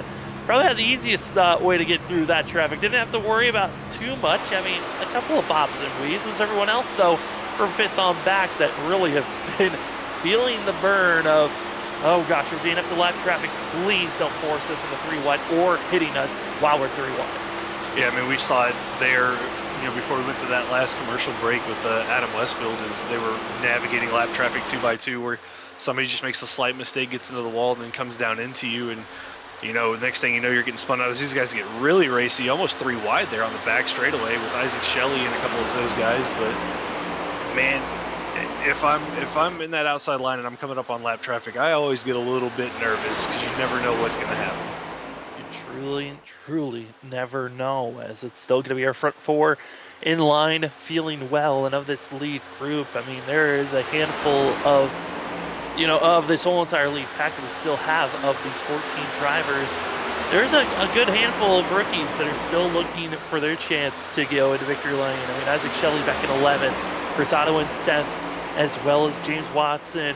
That of Andrew DePhillips, who's going to be in 5th. I mean, they're all looking for an opportunity to say, hey, I'm a rookie. I'm going to really stick my stake down on the ground and say, hey, I am here. Someone to watch out for, even though I've got that R on my name tag. I'm a rookie coming in. Yes, I'm going for a Rookie of the Year award, but I want that championship as well. Yeah, and it makes a good statement, too, as a rookie. If you're running this well and running clean, it's going to give the guys that are around you that have been around for a while more confidence, you know, as we go into later races in the season, to race around you and race cleanly around you. Because I know that's a key thing, is when you have a lot of new guys, is building that trust early on with these guys and getting on the older guys' good side, so to speak. Trying their best to make sure that everyone's good. Kyle Rochelle feeling comfortable. Andrew in the 97 riding on board with. And again, in the cockpit, see the drivers, the steering wheel not always pointing directly straight. I mean, that's always an interesting thing of the offset the drivers are dealing with whenever they're racing here on track. Yeah, and the offset's something that you can play around with as a driver in whatever you find most comfortable. So, you know, offset's there to help the car turn into the corner and stay, you know, turning into the corner where you don't have to put a lot of wheel into it. And it comes into factors, not so much here at Daytona or Talladega, but you get to like the 1.5 miles, the 1 mile tracks. It helps a lot with tire wear. And, you know, it really helps these guys figure out what they can do and how much wheel they have to put into it to save some tires. Trying their best to make sure that they are good. Here's a little bit of a late block coming down. You can just see the runs that these drivers are dealing with, as that's the 39. James Watson in the yellow, pink and green, a little bit of a colorful scheme. And you really, I mean, that's the one thing I love, is some of these drivers go with schemes that are not too flashy. Others do. They want to be known, hey, I'm here. You know where I'm running on track. I love to see that from Watson, as well as in the pink machine, that of being Thomas Green. Yeah, the paint schemes that some of these guys come up with are just fantastic. I mean, I think the 12 was running a SpongeBob scheme, so that's always good to see. And I've had some flashy paint schemes in the past when I ran with these guys. I know I had a lime green scheme that stood out like a sore thumb. So I mean, it just comes down to personal preference. Boy. Little bit of a shuffle there for a second. Sorry to cut you off, but it was Christopher Norris giving a little bit of a bad tap to the 39 and clogging up that inside lane. And Dakota Moniz finally able to drop down low. No longer going to be trapped on the outside, side drafting. Yeah, I think Dakota finally clearing that group gives him a little bit of a cushion here, as now we see Patrick Hernandez up there going side by side with Thomas Walter. And, you know, if I'm these guys back here, 6th, 7th, 8th, 9th, I think you're going to have to get that whole backpack to pretty much go with you the way it's working right now to get up to the 1 and the 94 of Rochelle and Huffstetler. To find just a little bit more of that speed, work with one another, and you're just seeing a little bit of slashing and dashing. Drivers that were up in the top 3, such as Christopher Norris and Chris Otto, they got a lot of work if they want to get back up front, as right now side drafting is the key factor on why this outside lane is trying to move up. It's going to be that of Hernandez as well as Isaac Shelley on the outer groove, trying to find any type of extra speed, momentum, and you see just the bobbing, trying to get off of one another, trying to utilize the side drafting, and then once you get the run, you got to just break off, hope that they don't do the same thing back at you. And Isaac Shelley doing a great job trying to build that momentum on the 2, and here comes Chris Otto, and also here comes that of going to be watching on the outside, drivers working with one another. This is getting interesting on the outer lane as drivers are starting to find that outside lane is where you want to be. This is what they needed to do. They needed to get 5, 6 cars up there and get good pushes. And man, we've seen as Shelley moves and leaves the 2 out to dry there of Patrick, and that's going to kill the top's momentum as Shelley made that move. But we've seen these cars moving around. These pushes are getting more aggressive. These cars are moving around a lot more, and this is going to get exciting as we come to 10 laps to go here. 10 to go. The race is on. The goal, try to make sure you're up front with the best opportunity. It's been Kyle Rochelle just leading and dominating for these last 20 laps. Once he's gotten the lead, there has been no question that there has been nobody else trying to make the pass, but he's been having Sean Huffstetler sticking to the back bumper, keeping it close. It's been everyone else 5th on back that's been getting super racy, a little bit too antsy, but their goal is to make sure they are at least in line and have a chance to make a big, great pass. And right now it's Thomas Walter, Dakota Moniz, side by side, not helping each other, faltering. This is going to be a backtrack that's going to hurt these drivers. They're coming up the more lap traffic as we're coming to 9 laps to go. Yep, more lap traffic coming up. These guys are 2 by 2 coming through the tri-oval, one of the most narrow parts of the racetrack. It looks like they're able to navigate that fairly well. And it looks like they're maybe trying to single file out here as Norris gets kind of stuck to the outside. Looks like he's able to get back to the bottom. And man, the moves are getting aggressive here, and looks like they're going to leave the 2 of Patrick Hernandez out to dry here. Hernandez is going to be falling back. He was up in that 6th place position and now looking to find any type of help possible for himself. And it's now going to be on the outside lane where we're going to find the 96 trying to work up front if possible, but just no draft help on the back bumper of the 97 on the outside. And now we're looking to coming up to 8 laps to go, and also lap traffic. We'll see how well they can get out of the way. Again, you talked about most narrow part of the track, and lap traffic being there is not going to be helping anyone else in their pursuit to be trying to make that outside line work. 8 laps to go. Kyle Rochelle, Sean Huffstetler, Alex Light, that of Isaac Shelley and Chris Otto going to be your top 5, wanting to put down some of the fastest laps, the best runs for themselves, but there's still just a trickling of lap traffic always in front of our leaders, so they cannot always just focus for that of Kyle Rochelle on who's coming from behind. Nope, you gotta, right now if you're the leaders, you're racing as much out of the front mirror to see what's coming up as you are out of your rear mirror to see what kind of runs are coming behind you. And I mean, they got coming up here on I think the last 4 cars on the lead lap, the 4 cars that were damaged in the earlier incidents, is the back part of the pack here tries to get something going. Dakota Moniz back there, the 2 of Patrick Hernandez trying to make the top line work again. And this is just going to get dicey, especially as they catch these 4 cars running on the bottom. Yeah, this is going to be finding ourselves with Talmadge, who's going to be the 12 leading this 4-car pack. And then you've got Gregory Shaw, Jesse Thornick, and Ry Lewis, who we'll see if they want to play nice or if they're going to be trying to stay aggressive to make sure they're on the lead lap. Again, if we get a caution right now, we are still going to be racing under regulations and potential of going into a 3 laps to go point of this race, or even an inside the regulations. Oh no, contact gonna be made. Going low. It's Christopher Norris going into the inside wall. We stay green. He's not on the racing surface, and that is terrible to see for the 54 that was having such a great run. He'll stay stopped, but we stay green. 6 laps to go, and the lap traffic I was talking about there, Trevor, it's still in front of our leaders. Lap traffic's still there. It was a aggressive bump to the back of the 98 of Isaac Shelley that got him sideways and got him down into Christopher Norris. And unfortunate for Norris, he was having a great run that was up front all night, but I mean, we're getting late in this race. These pushes are going to get aggressive, and that's something that's going to happen.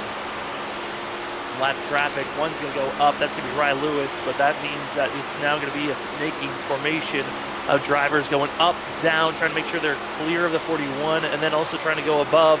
3 wide, going to be going in the middle, and those claustrophobic moments right now being shown right on board with that of the 48, Chris Otto. And Otto just staying in the tire tracks of the 11. More lap traffic, and oh boy, that's not what you want to see. 36 extremely slow, and that could have been a big one up front. Oh, that was really nerve-wracking for the second place car there of Sean Huffstetler and the 11 of Alex Light. But I mean, this has allowed Rochelle to. This might hurt Rochelle as these guys can get a big run on him. Oh, Dakota got a big push. And oh, they're on top of one another. You can go 3-1, 4-1. There they go, spinning around. Lot traffic and collisions and calamity as it's the big one flipping going on. Drivers not able to slow down. And just like that, another big one strikes with 5 laps to go here at the Track Racer Daytona 250. And Trevor, you just had a sense there was so much, trying to get by lap cars, trying to advance your position. We knew that was going to happen at some point. Yeah, I mean, we're, coming to 4 to go. We saw them all get,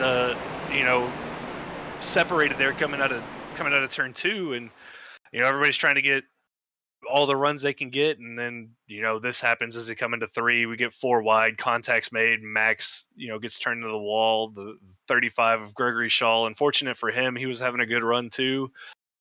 It all just got tightened up. 3 wide works, 4 wide, especially in these cars with how much they move around. A little bit harder to pull that one off. Right, Lewis as well, and with Lewis making that contact, the 41 is for sure not going to be our lucky dog. I think the lucky dog might be all the way back to the 45 of Christopher Norris if he didn't get involved in this wreck, as the piling just continued to come in. Some of these drivers involved in that major first wreck around that of lap 30, and now they're going to be finding themselves involved in this wreck that could be a race-ending incident, as Thomas Green, involved in too many incidences, was disqualified and is done for the race for the 10. Gregory Shaw, Christopher Norris, Patrick Hernandez, and Dakota Moniz all going to be having black flags. Multiple drivers having to force into pit road. We'll see if those flags get taken away, as Alex Light, Thomas Walter, all with required damage to come into pit road. Looking through who's left, I'm looking at the 5, and he doesn't look too beat up, but I mean, Sam, I think that's only going to leave us 10 cars, and of those 10 cars, I don't know how many of them are still clean apart from our top 2. I think we might be just left with maybe 7 cars at this point that are on the lead lap and still raceable. That's the amount of drivers that did not have to come into pit road. Dakota Moniz, Thomas Walter. Walter is forced with required damage. He'll be in there for quite a long time. Patrick Hernandez has been put in the wall a couple of times. 97 was hard in the wall. I think we're down to final 7 at this point with the amount of time. No one else has gotten out of pit road. There's still all the drivers that came into pit road that are on the lead lap. They are still getting repairs done.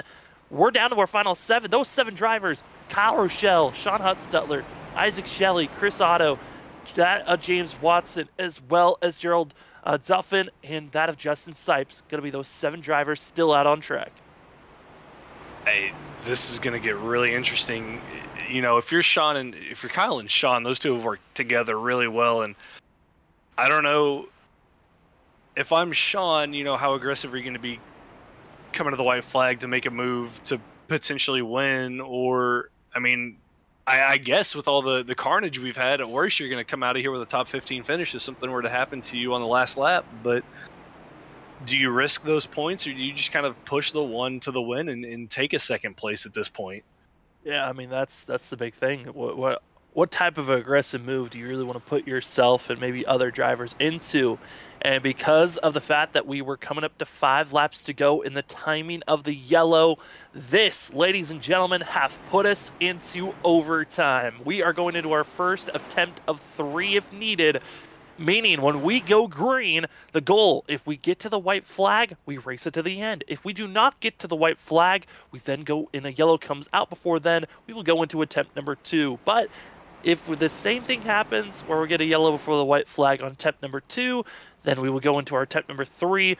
And if we do not finish out the race under green flag racing, and if we get a yellow before the white flag, we will end the race under yellow in attempt number 3.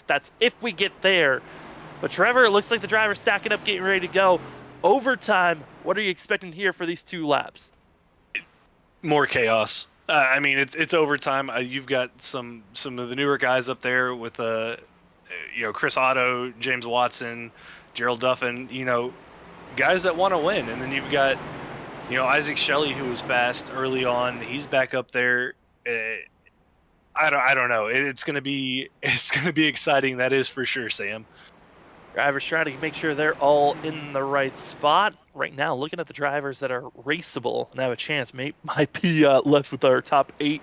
Dakota Moniz is going to be that 8th driver who is just getting repairs for 37 seconds. But Kyle Rochelle, Sean Hutstetler, Shelley, Otto, Watson, Duffin, Sipes, Moniz, as well as that of Westfield and DePhillips, going to be our top 10. Getting ready to go to overtime racing for the Track Racer Daytona 250. We are green, as it's who's going to figure out who's going to win the first race of Season 5, locking themselves into the playoffs. Right now, Sean Hutstetler with a better launch for the 94. Can he hold on, as it's going to be side-by-side going through 1 and 2?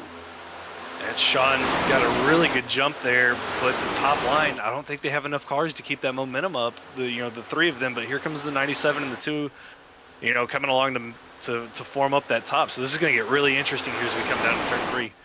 Again, if we get the yellow flag before we get to the white, we will go into attempt number 2 on this overtime attempt. But if we stay green, if we get that white flag, we will race to the end. The gloves are off. It doesn't matter if you wreck the person next to you. It's all about getting to the line. Out of turn number 4, side by side, it's going to be finding ourselves with that of Kyle Rochelle. Sean Hutstetler coming through the tri-oval. The white flag going to be up in the air. Overtime attempt number 1 was all that we needed, as it is your KL Customs white flag. If you would like to go get to your custom designs for that of Kyle Larson's diecast, go to that of KL Customs, as it's going to be Sean Hutstetler on the outside trying to find his move. Trevor, they're flying, but it's the 94 on the outside.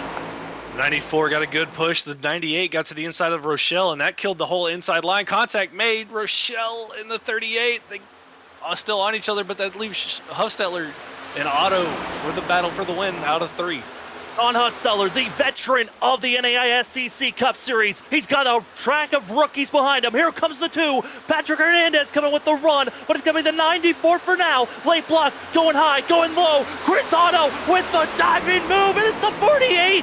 Potentially, we wait for the official call, but it's Sean Hutstetler by 7 thousandths of a second. What a finish there. Otto with the great dive at the end, just coming up ever so close. And Patrick Hernandez coming from the back to finish 3rd. Just chaos on the last lap.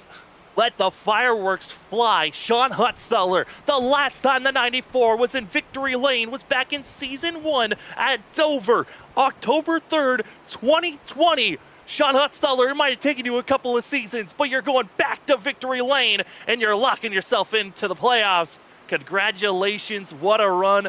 Congratulations, side-by-side runs. You're going to see all the bumps happening. Trevor, what a win for Sean Hutstetler, who had been just waiting and lingering in 2nd place behind that of Kyle Rochelle for so long, and now becoming the 5th different driver to win Daytona to start the season off. Okay. Great strategy by Sean, and as Dakota comes in and gives him a congratulatory bump, but I don't think that there's a more like driver in this league than Sean, so congratulations to him. Glad to see him get the result that he wanted there. But heartbreaking for Kyle Rochelle. You go into turn 1 leading the race, and you come to the checkered flag in 13th.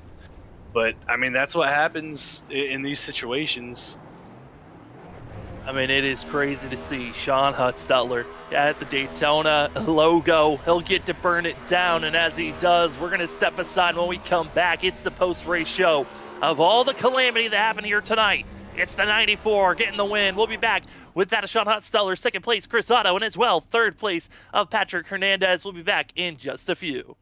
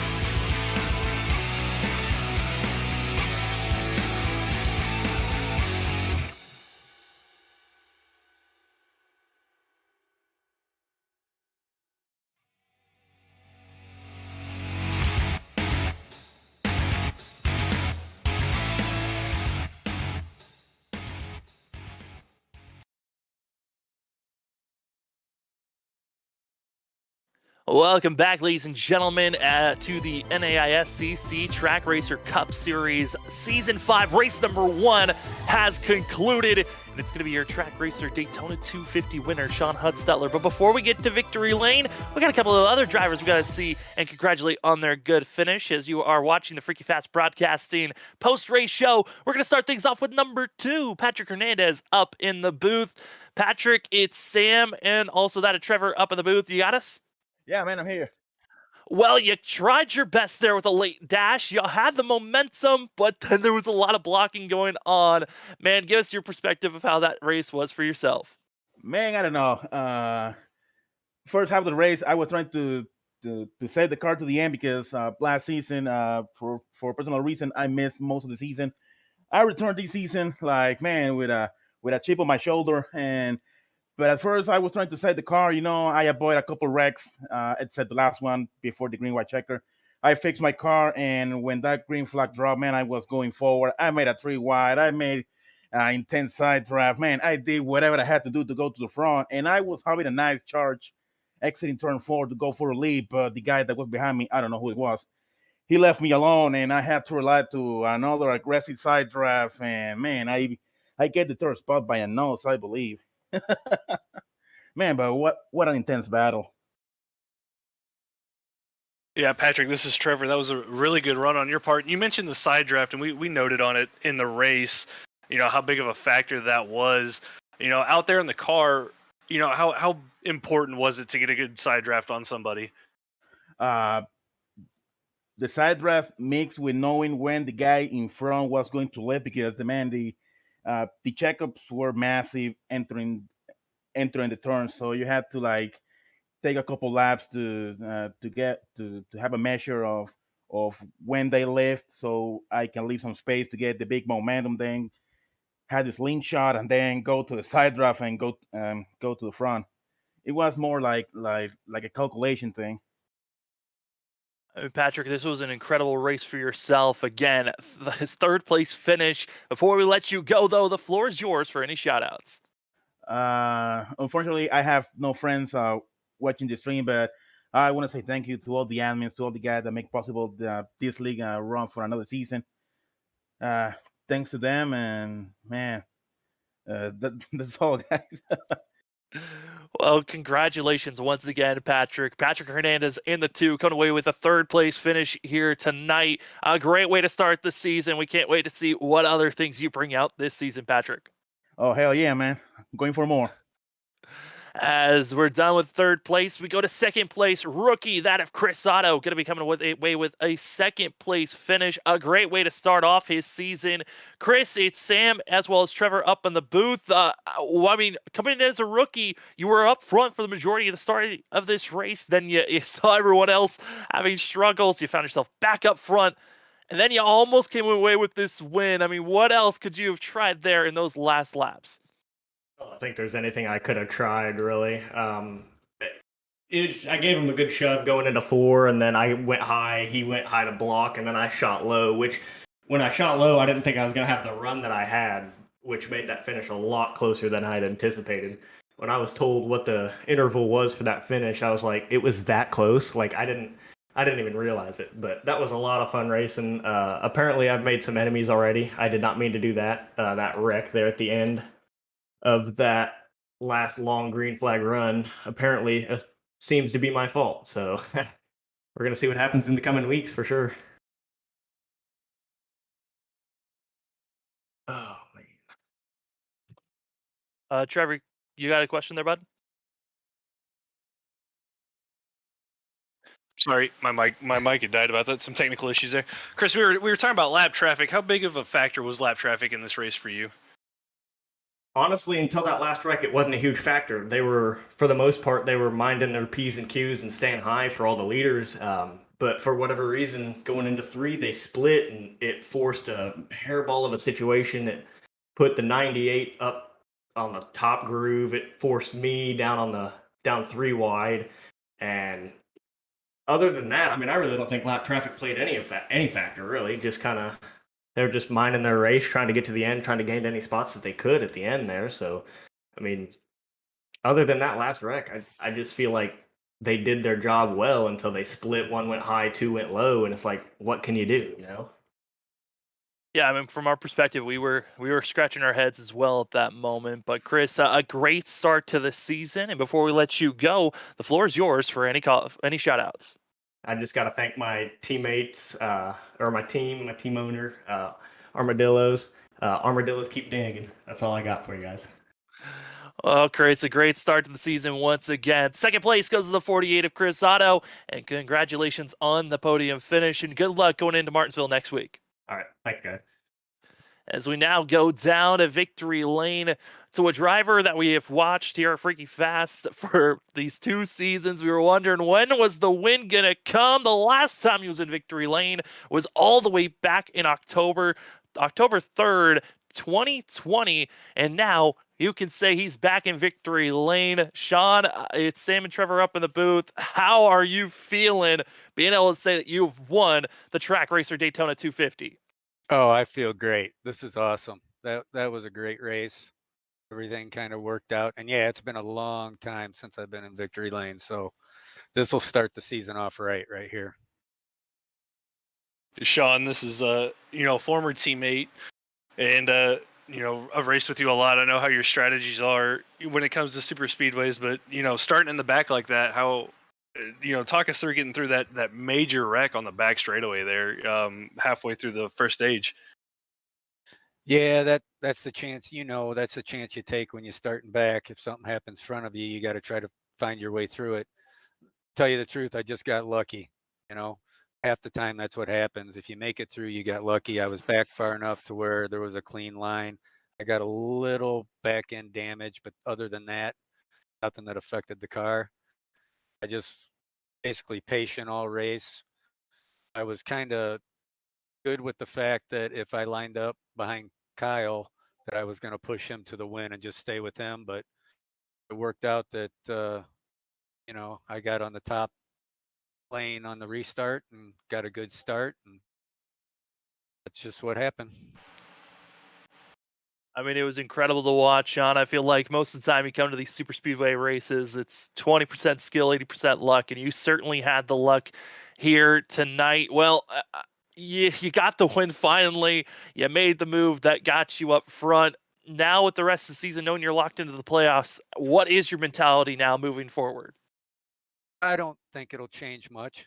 I'll drive pretty conservative and try to keep my car clean, not cause any accidents, and just try to be consistent the rest of the year, stay up in points, and just do the best I can to be consistent every week. If a car is a 5th place car, then that's where I'll finish, hopefully. I mean, we cannot wait to see what more comes. That's going to be Sean Hutzfeller in the 94, winning here tonight. Race number 1 of season 5, the track racer. The track racer Daytona 250 goes to Sean Hutzfeller in the 94. Congratulations, Sean, and good luck going into next week. Thanks, guys. You guys have a great night. An incredible finish to the first race of the season. It's always going to be a special one when you come to Daytona. There have been 4 seasons so far in the NAISCC Cup Series. 4 different winners coming in tonight. Well, now we can add a 5th. Sean Hutzfeller back in victory lane. Well, as we take a look here at our unofficial results, let's talk about the top 10 and then some unfortunate finishes for others. Sean Hutzfeller, again, incredible finish by 7 thousandths of a second over the rookie of Chris Otto. Comes away with the win. Chris Otto gets second. Patrick Hernandez gets third. With that of Gel Duffin going to be able to get fourth. With that of Isaac Shelley. Andrew DeFilly is going to be able to get that of sixth. With that of Justin Sipes, as well as Dakota Moniz, Martin Morales, and James Watson going to be your top 10. As we look at the rest of the field here, Trevor, I mean, there are some drivers like a Kyle Rochelle. Also, Thomas Green, Gregory Shaw also looked quick. There are some of these drivers that you can tell this is not the way they wanted this season to start, but luckily it's only just the first race.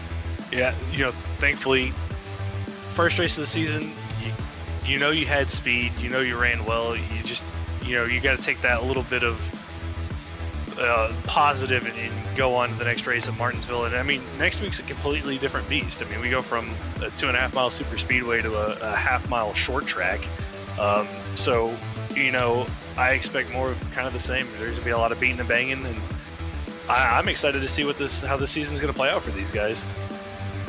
I feel like everyone is extremely excited on what's to come. The 2 former champions, Cedric Hunter, Tom Senchak, finishing for Cedric Hunter 35th, 37th for Tom Senchak. Both those former champions, they're going to come back with a vengeance. They have been always so consistent, always making the playoffs. The question is, when are they going to hit their mojo? But for tonight, Trevor, before we let you go, what are some of your final thoughts of tonight?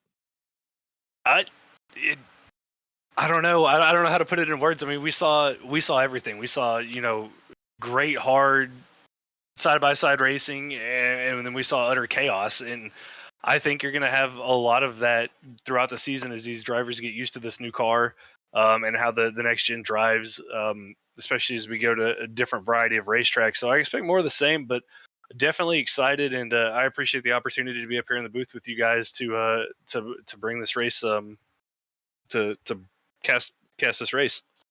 And we are just happy that you were able to come in, sub at a very last moment. I know that it wasn't our usual. Tom Bourne should be back next week as we go to Martinsville. But yeah, Trevor Earhart, thank you so much for popping in, helping out. My name is Sam Zaya, Robert Moyer running productions.